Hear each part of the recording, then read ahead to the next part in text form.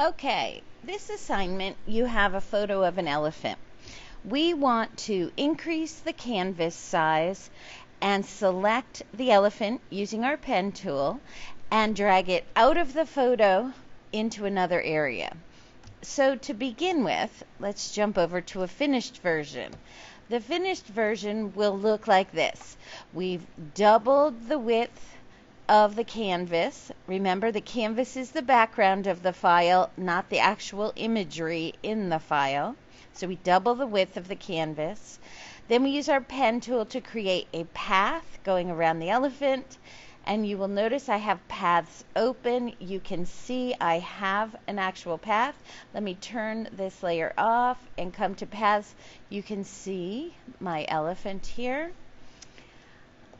And we are just simply, once selected, going to use our move tool and drag that elephant over. Okay, so to begin with, let's jump back. This is the file you'll start with. So to resize your canvas, image, canvas size, and all of this should be in your notes so you can refer to it. Now don't forget, you can anchor the current image in the canvas so that it stays where you want it. In this case, you want to anchor the canvas on the right, so all the additional space is on the left.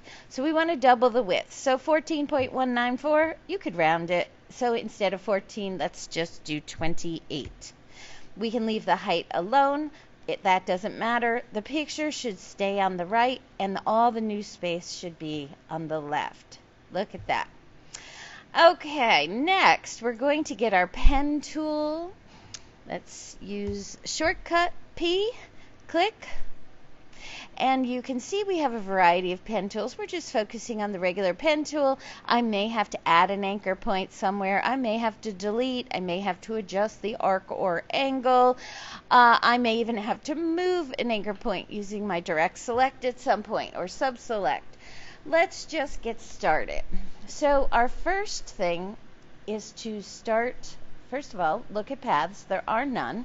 But as soon as I start clicking and drawing, and I am going to, actually, let's go to history and let me undo that real quickly because I want to zoom in.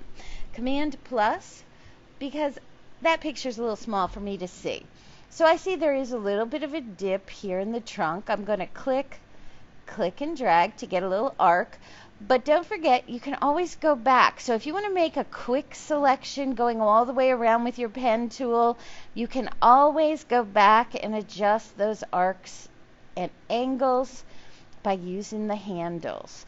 So now I'm just going to go up a bit.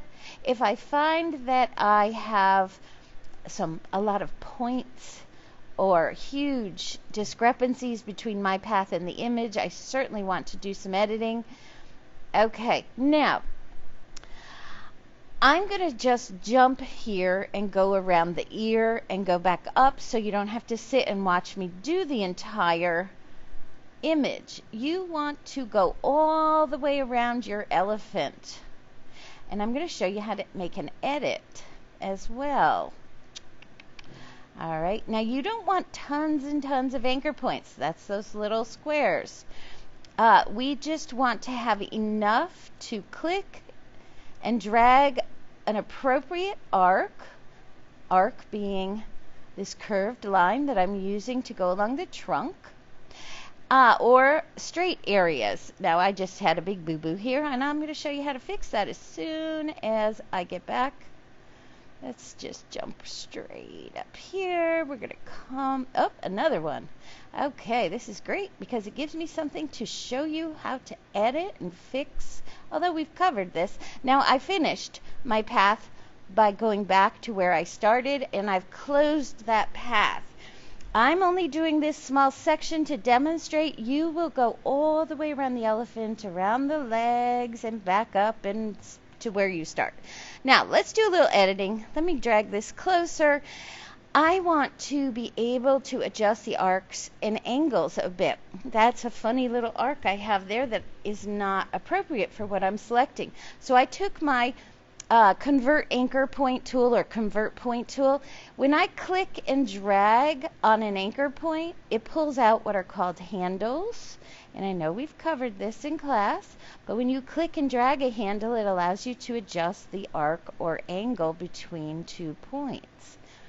Okay, let's see. Okay, and I know I have this oops up here. I could go to either. Let me just start with this, and then I come back down and adjust. It's really important. Don't be lazy. We want to have accurate selections, and in order to do that, you have to be willing to sometimes edit what you've done. Now, this anchor point doesn't look like it's in the right place, so let's come down here. Find the white arrow. It's your direct selection tool. That allows you to click on an anchor point. I clicked once to activate my points. Now I can click and move it to a new position. And it looks like the elephant, it's a little blurry here, but it looks like the elephant's trunk is there. And it also allows me to grab a handle and adjust arcs and angles. So I'm going to go back, however, to the Convert Anchor Point tool because I don't want to accidentally drag a point to a new position. I just want to mess with these handles, and that's okay, but not great. Comes to a point here, so I want to, actually, I think I'll be moving that anchor point because it sits way off the trunk. So again, my direct selection, drag it towards the edge, and I can still grab the arcs, the handles to adjust the arcs or angles. Okay, good enough for the moment. Let's zoom out, Command minus. So I have my selection. Now, I have a path. We have the original layer. Oh, and what did we forget? Before we do any work, let's right click and duplicate. So we still have a duplicate layer. I'm just going to turn this one off. So you notice they're both the same, but you always want to have one that's been untouched in case you mess something up, you can go back to it. So now I'm back to the layer I want to edit. I have a path, which is my elephant's head and trunk, and all I'm going to do is come down to make selection. I want a very clean edge. Yes, the lowest number possible is the cleanest edge you'll get. Click OK, and look at that selection. Okay, now all I need is this move tool. You have shortcut V, and notice when I move over the selection, a little scissor shows up. That means I can cut. You're simply going to drag your elephant over. Remember, you need to select the whole elephant. When you're done, you should be able to see the original, turn it off, and you should be able to see your edited version. And it should look like this. Okay, good habit. Start labeling layers. Questions? Ask them.